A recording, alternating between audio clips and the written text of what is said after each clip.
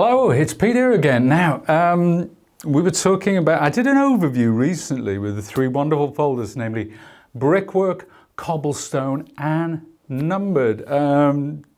Tim Holtz A5 embossing folders, no less. And a lot of you asked about the techniques with the Brickwork folder.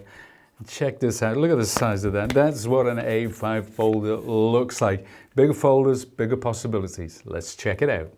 So we're going to start off by embossing with our wonderful Brickwork folder. The depth is incredible here, and it will cause your cardstock to shrink by about 5 millimeters because of the way it scrunches it. So you'd think that it would tear the paper, but it really doesn't. It's incredible the way that it's worked out to its absolute maximum for maximum effect, obviously. Now, what I'm going to do is, this is what we're doing today. Now, I like the idea of graffiti on brickwork, okay? This is just something that I've been playing around with, that I've been having fun with. Now, if you're going to spray graffiti onto a wall, how about something like that? Yes, the man himself, Mr. Holtz, immortalized in brickwork. And so we're going to, this is something I printed off with my PC. And I'm going to spritz this because whatever it is, with cardstock, with 3D embossing folders, spritz, and it will allow those fibers to stretch, and that will give you the best, deepest, most detailed embossing results. There you go. So that's ready to go. But before we do, let's take some Distress Oxide. This is salvaged patina, and what I'm going to do now, this is going to be random. Some areas are higher than others, some are lower. We're just going to move across the folder like this. Okay, I'm going to go in with the corner so it gets in between. I'm going to spritz that gently, and then place Tim, or the cardstock, whichever way you want to look at it, like that, before putting onto my machine. Now, here's your platform, there's your single plate.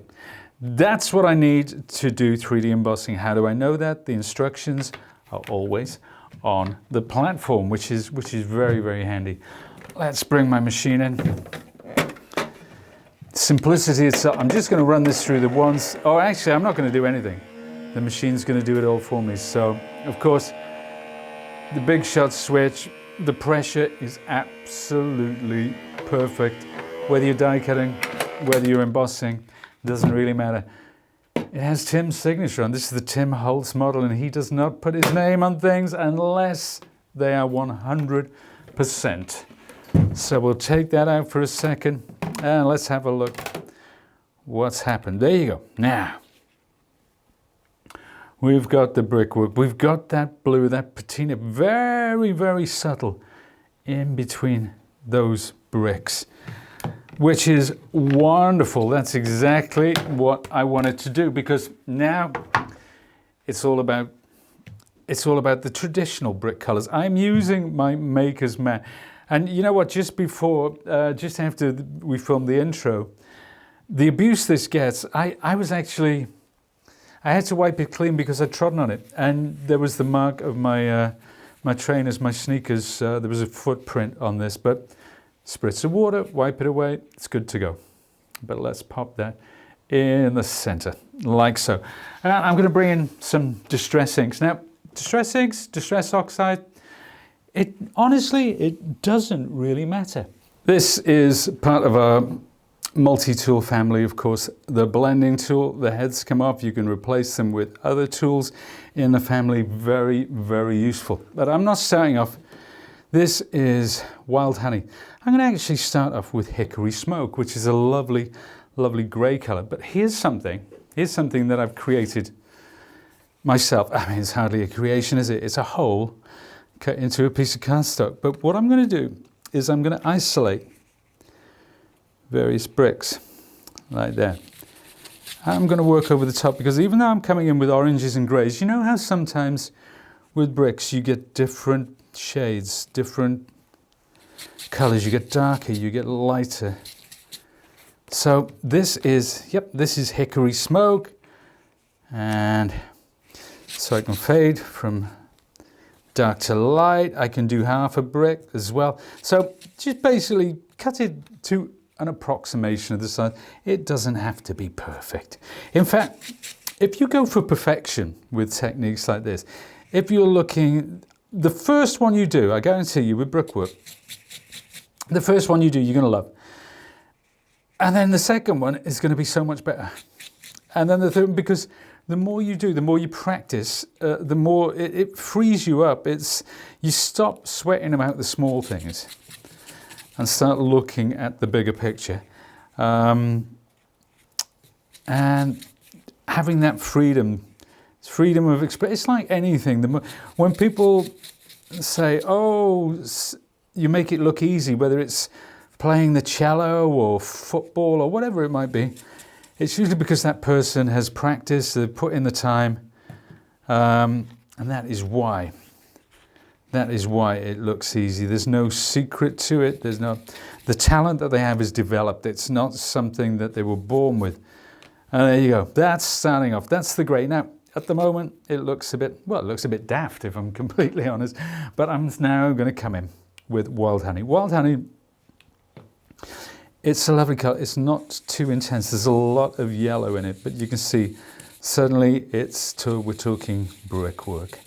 There we are. We're going to go all over like that. At some areas, I'm going to go more intense. Some areas I'm going to hang back, but I am going to use some other shades. I'm also, you can see I'm going over the top of the darker bricks as well. And I'm not pressing too hard. When you start off, when you're using distress inks or distress oxides, start off light. Build up the intensity, because these are translucent colors. Okay, they're not opaque. So the more color, the more pigment, or dye, I should say, the more dye that I put down, the more intense that color becomes. So there we are. It's really starting to take form. Now we're looking like a brick wall. Those bits of blue are coming through. Remember, we started off with salvage patina in between some of the bricks. They are starting to make a difference now.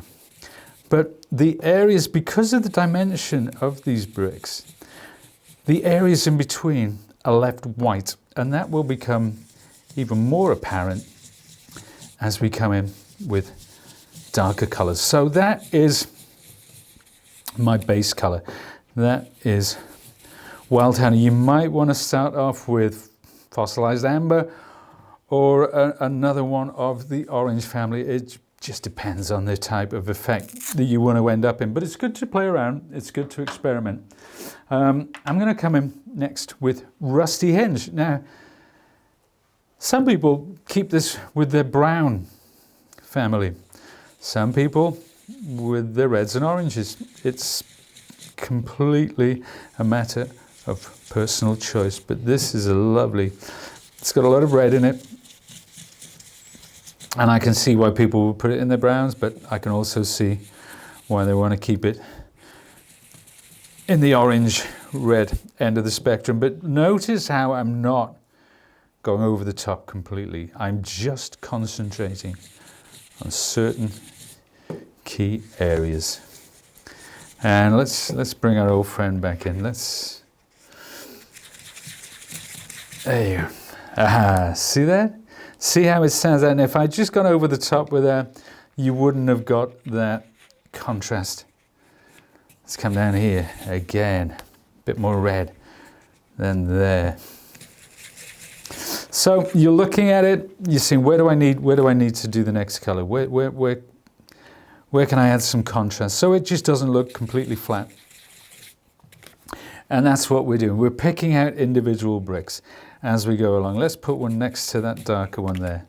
So this, my friends, you can't buy this in the shops. You have to make it yourself, unfortunately. But it just makes such a difference whether you're working, in the darker colors, whether you're using acrylics. it doesn't really matter. Now that looks like an old brick wall to me. So finally, I'm going to come in with Crackling Campfire, which is a very, very deep orange. And I'm going to break this around the edges, like so.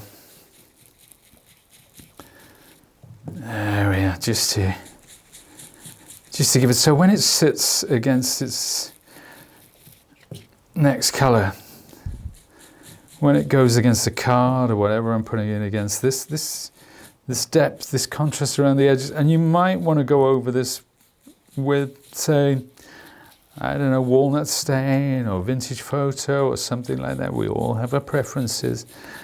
I'm just keeping it fresh, keeping it vibrant. Now, I haven't quite finished yet. Because there's one more thing I want to do. I'm going to let's take the top of my tool. I'm going to bring in another palette knife.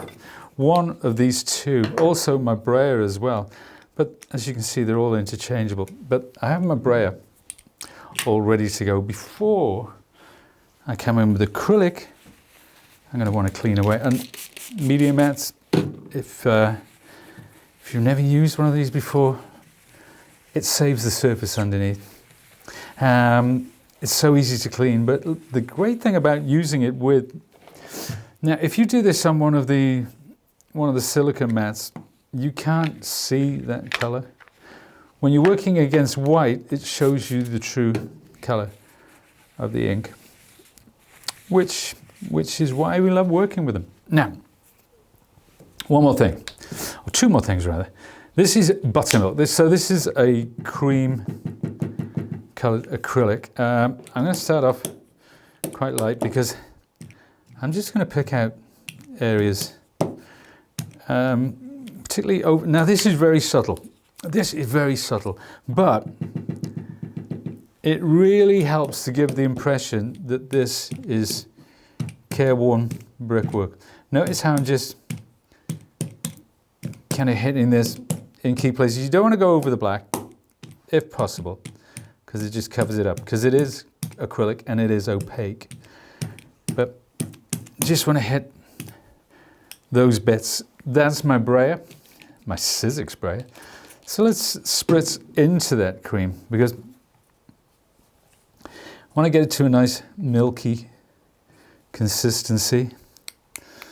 And I'm going to flake that. Now I can work over the dark areas. Now I can get to show some of that contrast. And it all adds to that careworn brickwork vibe that we are looking for. But now, this time, it really is one more thing, because I'm coming in with the dark. This is charcoal grey, this colour, whatever colours you have to hand, anything that's similar is going to work. Okay, don't get hung up over the actual colours themselves. Whatever you've got, or the closest thing. That's the thing about being a maker. You go and you find the closest approximation, and that's a way of making it your own, of stamping your individuality and your signature on there. And that's something that Tim has spent a career doing. A career not just as a great designer, but as a communicator of ideas. And as far as I'm concerned, he is absolutely second to none in the way that he conveys his ideas and inspires people around the world with his wonderful products and designs. So this is my little homage. And there we have it. So I can put that in a frame. There we are. That can sit on the side. That can be my muse. That can be my inspiration. Every time I pick up my distress inks or my dyes or my embossing folders, I think it's him, and there he is. So there you go. Now let's have a look at some other ones, because if you saw the overview, you'll note that we did do some other projects. So let's take that one out. How about that? So again, this was printed. This was printed on my PC. I found a graffiti font. I printed it onto white card. I embossed it, and bang, you can see I brought in some slightly different colors here from before as well. So, you know, that's pretty cool. We also have this one. This one is for my daughter. This one is all about my daughter because she's waiting for me to bring them home. This is, you can see, Matthew Street, obviously, where the Beatles played in the cavern back in the 60s, when I was born, actually. So there's some Beatles posters on there. Again, I printed them all off the internet, same with the street signs. Then we've got Abbey Road and Penny Lane, all of which are iconic venues immortalized by Beatles songs and albums and performances as well. So there are 3 more projects. And basically, I used with this one, I used an old picture frame. That gave me the idea. But these, this is board. This is MDF, cut to size. So whatever you have to hand, it's a great way. And it's a great way to personalize it. And something that is very personal to me is my team, my football team. I'm a supporter of Liverpool Football Club. This is Kenny Dalglish, King Kenny, who played in the 70s and 80s. And of course, Anfield Road, that is the home of Liverpool Football Club. And this one is even more personal because it celebrates Diego Jota, who sadly lost his life recently in a car accident. Very, very tragic. And it has his shirt number and YNWA, which is You'll Never Walk Alone, which is the song sung on the terraces at Anfield at the home of Liverpool. But there we have it. Let's go back to the man himself. And there he is. Whatever you choose to do with this folder, I'm sure you'll have lots of fun. So there you are. That was Brickwork, and Tim Holtz himself made an appearance. Yes, indeed. Thank you so much for joining me today. Check out the overview if you want to find a bit more about the different folders. Also, go to timholtz.com, go to the source, listen to the man himself and what he has to say about these wonderful folders. And of course, all our other points of entry for social media, i.e. Instagram, Facebook, YouTube. You know, it's all out there. I'm sure there'll be tons more inspiration. Thank you for being with me today. I've been Pete, and I'll see you again soon.